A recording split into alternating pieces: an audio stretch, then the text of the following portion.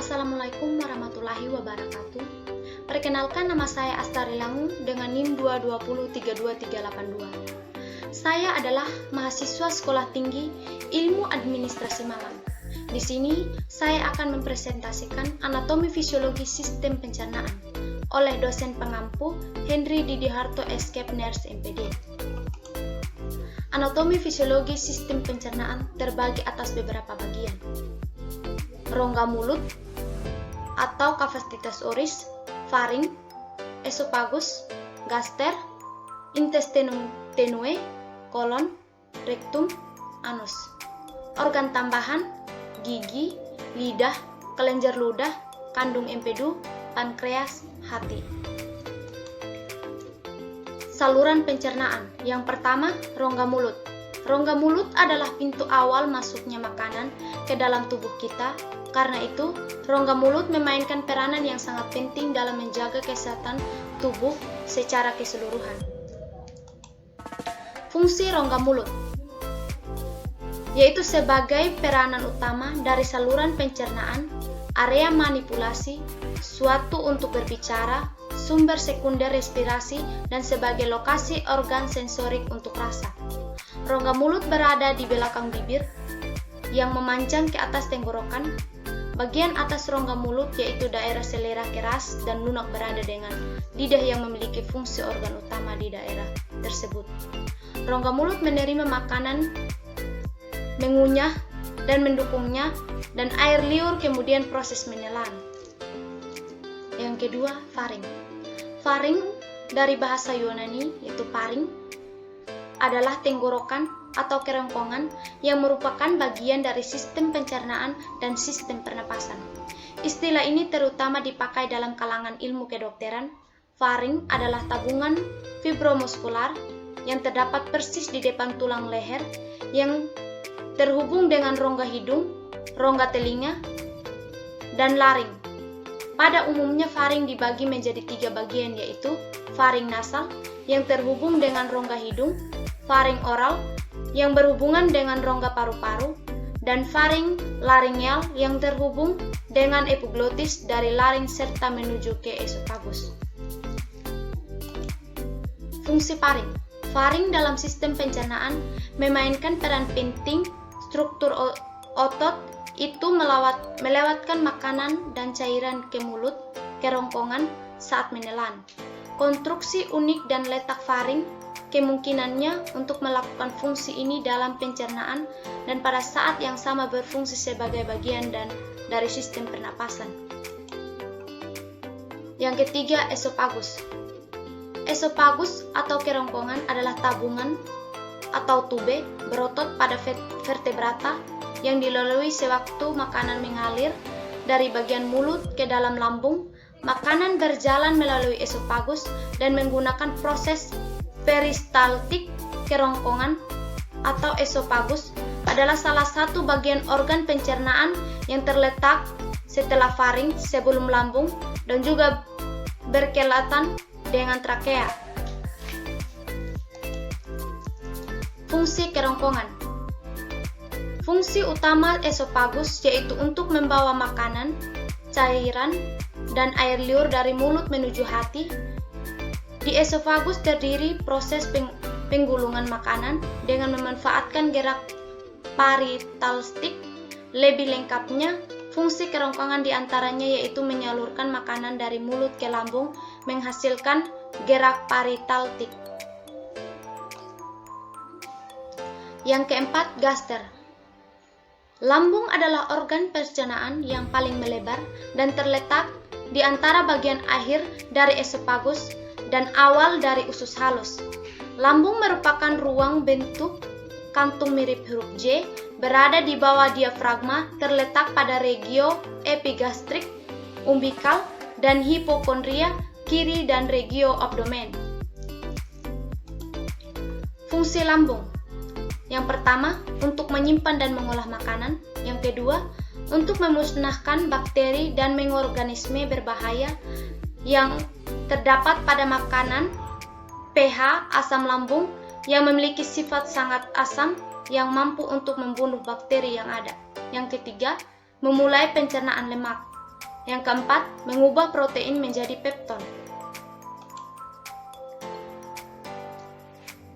Yang kelima, intestinum tenue. Usus halus atau intestinum tenue adalah organ dalam sistem pencernaan yang terhubung dengan lambung. Usus halus memiliki panjang hingga 6 meter dengan diameter 2,5 cm. Bagian ini merupakan tempat penyerapan sari-sari makanan yang telah dicerna, kemudian diedarkan oleh darah ke seluruh tubuh. Usus halus terdiri dari beberapa bagian usus 12 jari. Usus kosong jejunum, usus penyerapan ileum. Usus halus merupakan organ pencernaan yang akan mencerna kim menjadi lebih sederhana. Kim adalah makanan yang telah dicerna di lambung yang memiliki tekstur halus. Fungsi usus halus atau intestinum. Seperti yang kami jelaskan di atas, fungsi utama usus kecil adalah menyerap dan mencerna makanan dari lambung. Namun setiap bagian dari usus kecil memiliki fungsi tertentu, yaitu yang pertama, duodenum. Duodenum berfungsi memecahkan komponen dari lambung menjadi komponen yang lebih kecil sehingga dapat digunakan oleh tubuh. Yang kedua, usus kosong, yaitu jejunum. Digunakan untuk pencernaan dan penyerapan berbagai komponen, terutama air, karbohidrat, protein, dan vitamin serta komponen limfotik lainnya. Ketiga, penyerapan usus atau ileum. Digunakan untuk menyerap garam, vitamin B, dan komponen nutrisi yang tidak diserap oleh jejunum. Fungsi usus halus dalam mencerna makanan. Sebelum memasuki usus halus, makanan yang Anda konsumsi dihancurkan melalui proses mengunyah. Saat proses mengunyah, produksi air liur meningkat guna membantu melembutkan makanan. Hal ini bertujuan agar makanan mudah ditelan dan mengandung enzim untuk memecahkan makanan menjadi nutrisi yang mudah diproses. Yang keenam, kolon. Usus besar atau kolon dalam anatomi adalah bagian usus antara usus buntu dan rektum. Fungsi utama organ ini adalah menyerap air dari feses. Fungsi kolon. 1. Menyerap cairan dan garam dari makanan yang telah melalui usus besar. Kedua, untuk menjaga keseimbangan cairan dan elektrolit melalui penyerapan air dalam seluruh pencernaan. Yang ketiga, sebagai tempat terproduksinya vitamin K yang berfungsi sebagai salah satu komponen pembentuk darah. Yang ketujuh, rektum. Rektum adalah salah satu bagian bawah kolom yang terhubung langsung usus kolom. Panjangnya sekitar 15 cm. Ia menerima limbah dari usus besar dan menyimpannya sampai ke luar tubuh melalui anus. Fungsi rektum: menyerap air dan sejumlah nutrisi dari apa yang kita makan dan minum. Bentuk dan simpan tinea, buang limbah keluar dari tubuh. Yang kedelapan, anus. Anus adalah bagian terakhir dari saluran pencernaan. Panjang anus adalah kira-kira 4-5 cm. Anus memainkan peranan penting untuk defekasi. Sekiranya terjadi kelainan defekasi tidak dapat berlangsung normal. Terdapat beberapa otot yang membantu anus agar defekasi lancar, seperti puberkertal merupakan bagian dari otot levator, ani sphincter, ani externus, otot lurik, dan sphincter ani internus, otot polos. Fungsi anus: untuk melakukan proses defekasi, mengatur keluarnya feses, menahan BAB di saat tertentu. B. Organ tambahan. Yang pertama, gigi. Gigi adalah salah satu struktur, klasifikasi, dan keras yang terdapat di dalam mulut manusia dan hewan vertebrata. Strukturnya yang bervariasi memungkinkan gigi melakukan banyak fungsi. Fungsi utama dari gigi adalah merobek dan mengunyah makanan. Pada beberapa hewan terutama karnivora, gigi juga berfungsi sebagai senjata untuk memburu mangsa. Yang kedua, lidah. Lidah ini merupakan salah satu organ yang termasuk ke dalam panca indera, serta juga sebagai organ yang menunjang dari sistem pencernaan. Lidah ini memiliki fungsi sebagai indera pengecap, yakni untuk memberikan rasa kepada tiap-tiap objek yang masuk ke dalam mulut kita. Fungsi lidah, yang pertama sebagai indera perasa, yang kedua sebagai organ pencernaan untuk pencernaan yang menelan makanan, yang ketiga sebagai organ berperan dalam proses berbicara.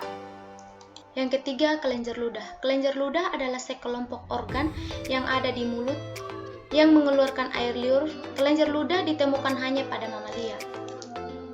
Fungsi kelenjar ludah. Fungsi utama dari kelenjar saliva untuk mengeluarkan air liur yang memiliki banyak manfaat di rongga mulut dan kesehatan secara umum. Air liur adalah campuran air lendir, zat antibakteri, dan enzim pencernaan. Karena itu, air liur memiliki banyak kegunaan. Salah satu enzim alfa-amilase pencernaan membantu memecahkan hadir pati dalam makanan kita menjadi lebih sederhana seperti glukosa dan maltosa. Kandung empedu. Kandung empedu merupakan sebuah organ kecil berbentuk seperti buah pir yang berfungsi sebagai tempat penyimpanan cairan empedu, cairan yang berperan penting dalam proses pencernaan. Pada manusia, panjang dari organ ini ialah sekitar 7-10 cm, berwarna hijau gelap, dan terhubung dengan hati serta usus 12 jari. Fungsi kandung empedu.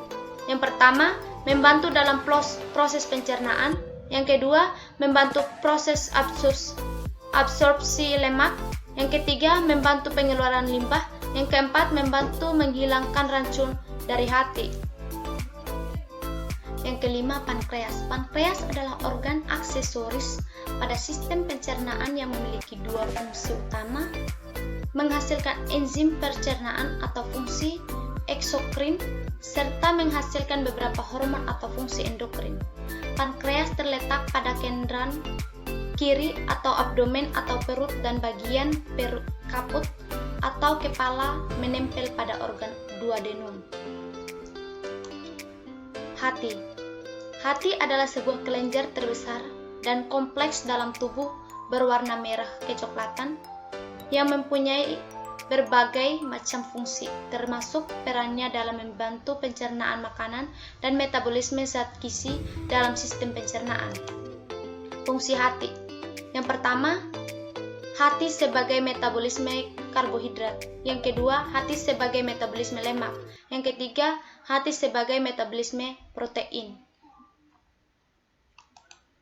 Sekian dan terima kasih.